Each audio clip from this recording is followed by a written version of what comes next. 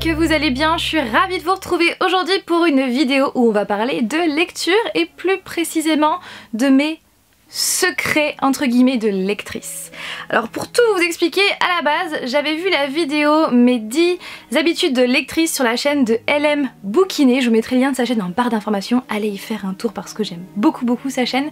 Et donc j'avais vu cette vidéo où elle présentait ces 10 habitudes de lectrice, de romans, et je me suis dit ouais, j'aimerais carrément faire la même chose sur ma chaîne. Sauf qu'en listant mes habitudes, je me suis aperçue que justement certains points n'étaient pas vraiment des habitudes. Donc au final j'ai mis un petit peu de temps à chercher le titre de cette vidéo et au final, eh bien cette vidéo va s'intituler mes 10 secrets entre guillemets de lectrice. Alors pourquoi secrets entre guillemets? Parce que ce ne sont pas vraiment des secrets hein, mais voilà, j'ai pas eu d'autre idée de titre donc voilà. Et je voulais aussi vous dire que à chaque fois, entre chaque secret, je vais mettre des plans en fait de paysages de nos vacances dans le sud, puisque j'ai pris tous ces paysages là quand on était en vacances, sans but précis, sans vraiment savoir quelle vidéo allait en découler par la suite. Et quand j'ai eu donc l'idée de faire cette vidéo, je me suis dit pourquoi pas les intégrer. Donc j'espère que ça va vous plaire. Avant de commencer, je voulais remercier Léa qui m'a fait un magnifique dessin que je kiffe trop et que c'est sûr et certain je vais accrocher là-bas au-dessus de mon bureau. Et bien voici son dessin. Donc Léa, sache que ton dessin de Harley Quinn m'a extrêmement touchée. Pareil pour ton petit mot que je ne vais pas lire devant vous parce que voilà, c'est privé. Mais en tout cas, sache que ton dessin et ton petit mot m'ont extrêmement touchée et extrêmement fait plaisir. Je t'en remercie grandement et je penserai à toi comme ça, avec ce dessin qui sera accroché au-dessus de mon bureau. Et n'hésitez pas, surtout si vous avez envie de m'envoyer des dessins, n'hésitez pas à aller voir dans la barre d'informations, il y a marqué ma boîte postale et vous pouvez m'envoyer des dessins sans problème. Et ouais, franchement merci, ça m'a extrêmement touchée, je n'étais pas au courant et franchement merci, il est trop bien fait. Et bien maintenant, je vais commencer.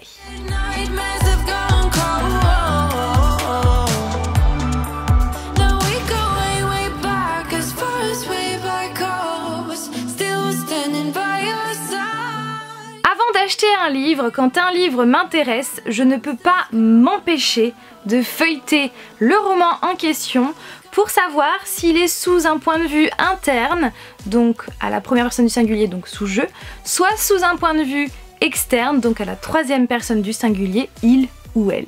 Pourquoi je fais ça? Eh bien tout simplement parce que le point de vue interne est mon point de vue préféré. C'est avec ces livres-là, qui ont le point de vue interne, où je ressens le plus de choses, où je ressens vraiment les émotions du personnage. Contrairement à un livre qui est sous le point de vue externe, après il y a des exceptions bien sûr, mais c'est vrai que je préfère largement le point de vue interne au point de vue externe. C'est pour cette raison que je regarde toujours avant d'acheter le roman sous quel point de vue il est.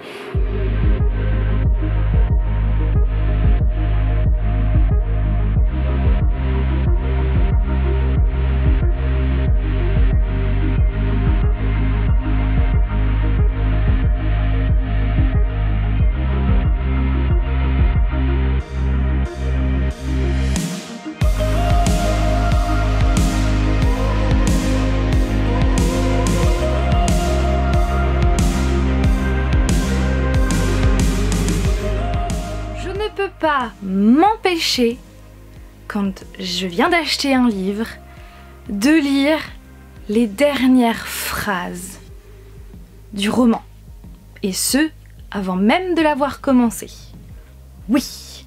Pourquoi? Eh bien parce que j'aime savoir ce qui va se passer. Pourtant je déteste qu'on me spoil, que ce soit une série ou un roman ou un film, peu importe. Je déteste qu'on me spoil. Mais quand je fais ça, ça me dérange pas trop parce que c'est moi-même en fait, c'est moi qui me le fais à moi-même. Et donc aussi je fais ça pour voir comment eh bien l'histoire va avancer, pour justement comment elle va se dérouler, comment elle va quel va être surtout le cheminement entre le début jusqu'à cette fameuse phrase, ces fameuses phrases de fin. Vous voyez? donc c'est pour ça. Toujours dans le côté je me spoil à moi-même, quand je lis mon roman, eh bien il m'arrive très souvent de, quand je suis à la fin d'une phrase, eh bien de regarder les paragraphes suivants, voire les pages d'après pour voir ce qui va se passer. Oui, c'est comme ça, et ce depuis très longtemps.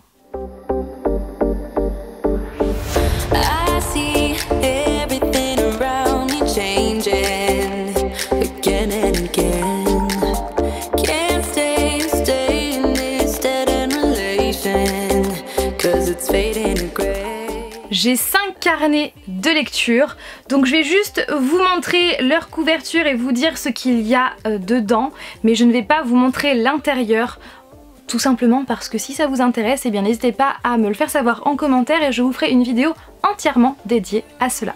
Donc le premier carnet, c'est mon carnet de lecture où j'écris tous mes avis de lecture, et ce depuis peu, parce qu'avant j'écrivais quand même mes avis de lecture mais sur des feuilles volantes qui pour beaucoup se sont envolées puisque je ne les ai pas retrouvées et je m'en veux, voilà, de ne pas les avoir classées dans un classeur parce que pour certains livres je n'ai pas d'avis détaillé, donc c'est pour cette raison que depuis peu j'écris tout ça dans ce carnet avec des petits stickers, notamment un stickers Hit. J'ai un autre carnet qui est comme cela qui concerne les comics, donc je pense que vous en êtes douté hein, avec Superman.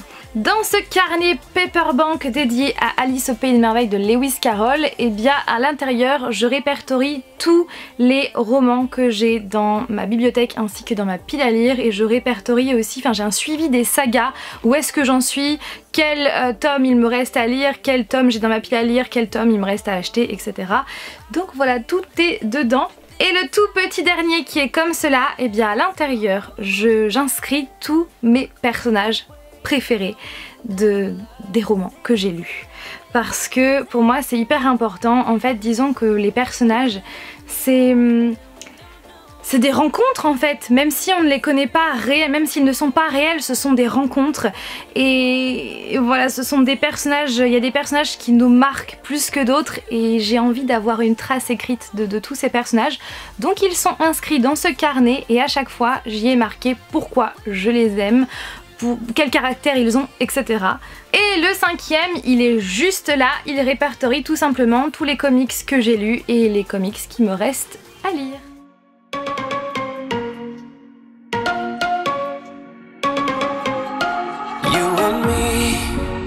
Everything that we've been through has made us strong.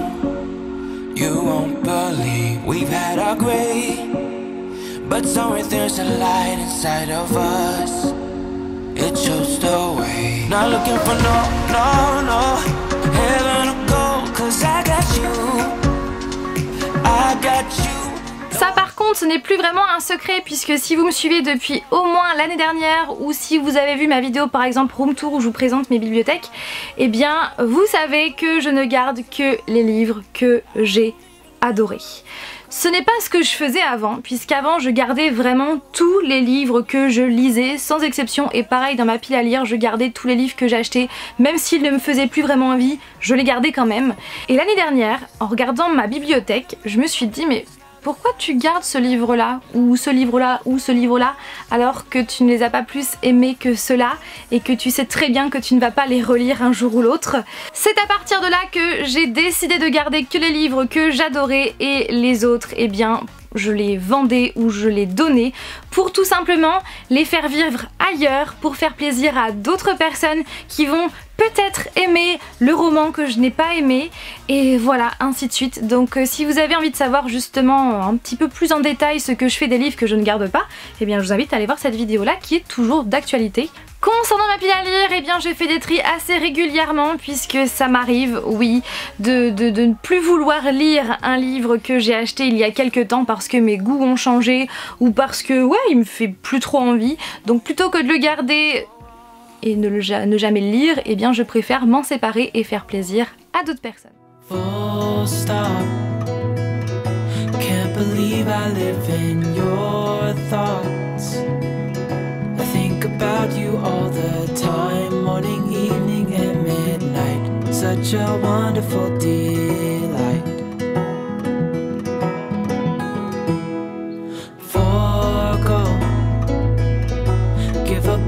everything that I own. Yeah, I'd give it all up now just to be with you. Je prends extrêmement soin de mes livres. Vraiment. Je vais vous montrer un exemple. Quand je lis un livre, je déteste abîmer le dos, qu'il y ait une pliure sur le dos. Donc je suis prête pour cela à lire comme ça.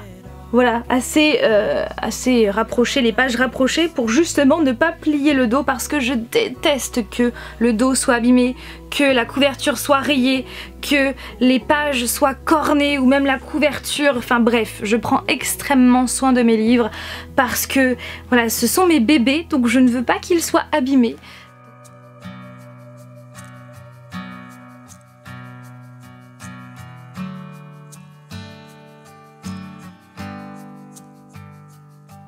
Don't cover me, babe.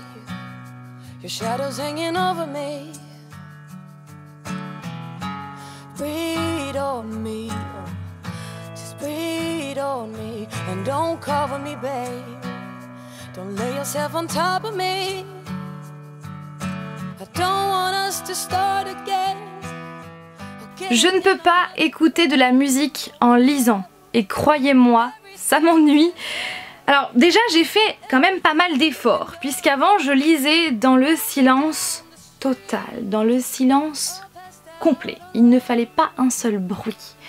Depuis quelques mois maintenant j'arrive à lire avec un fond sonore, que ce soit la télé ou des personnes qui parlent, voilà. J'arrive à lire avec un fond sonore mais pas encore avec de la musique dans les oreilles ou de la musique en fond parce que je suis attirée par la musique et je finis par chanter les paroles dans ma tête et puis finalement je me dis ah quoi, qu'est-ce qui se passe, pourquoi ce personnage est là? Bah oui, j'ai pas vraiment suivi ce que j'ai lu avant. Donc voilà, donc j'espère un jour y arriver parce que je trouve ça génial en fait d'écouter de la musique, certaines musiques en fonction de certaines scènes, je trouve ça juste génial, donc je crois en moi, je pense que je vais y arriver un jour.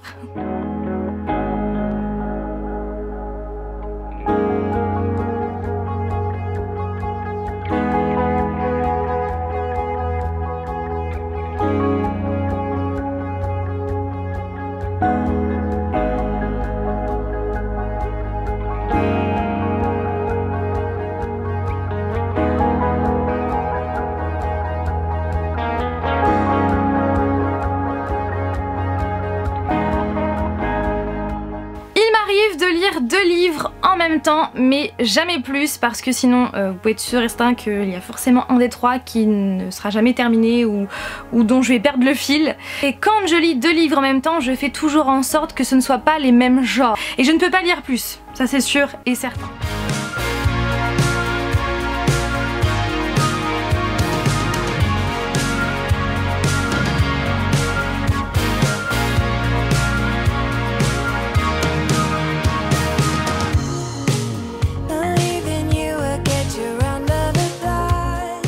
Je vais vous donner un exemple pour vous expliquer. En ce moment, je suis en train de lire, vous le savez, la saga Lux de Jennifer L. Armentrout que je kiffe grave. Je suis au 3e tome Opale. Même si je ne lis pas à cet instant présent puisque je suis en train de faire une vidéo, eh bien, je pense aux personnages de la saga Lux. À Damon, à Cathy, à Dee. Ouais, quand je ne suis pas en train de lire à l'instant T mais que la veille j'ai lu, ou le matin même, ou peu importe quand je suis en période de lecture mais que je ne lis pas à l'instant T, eh bien je pense aux personnages et je me dis qu'il y a justement ces personnages là qui m'attendent pour raconter la suite de leurs histoires.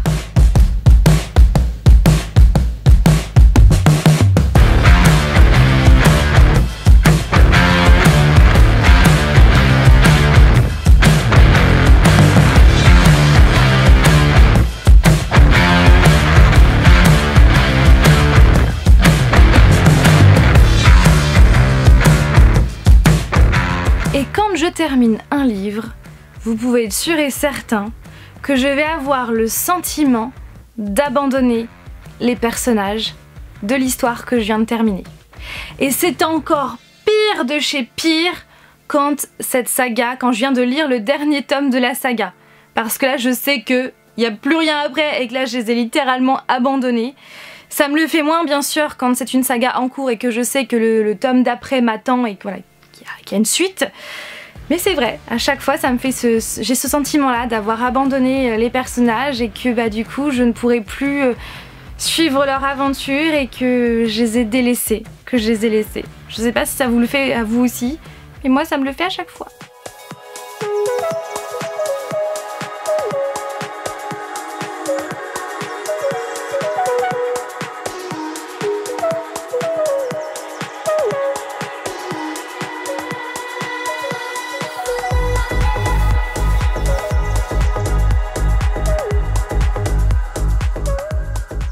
J'adore associer une musique à un roman. Je ne le fais pas systématiquement parce que des fois il n'y a aucune musique qui me vient en tête, mais je le fais assez souvent. Par exemple pour Zell, l'ange mercenaire de Calypso Caldine, livre que je vous conseille à 1,2 %, et bien pendant ma lecture, tout de suite la musique qui m'est venue en tête, qui correspond parfaitement à Zell, c'est la musique Street Fight de Adam Johnson. Et puis plus récemment, quand j'ai lu les 2 premiers tomes de la saga Hush Hush, la musique Invincible de Ruel, que j'adore, eh bien m'est venue en tête. Je trouve que cette musique va trop bien à ces livres-là.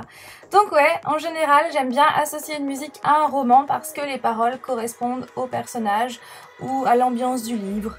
J'espère que cette vidéo vous a plu, comme ça vous en savez un petit peu plus sur moi et mes habitudes ou secrets entre guillemets de lectrice.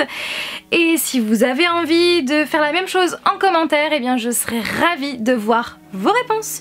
Sur ce, je vous fais tout plein de bisous et je vous dis à dimanche prochain pour une nouvelle vidéo. Bye!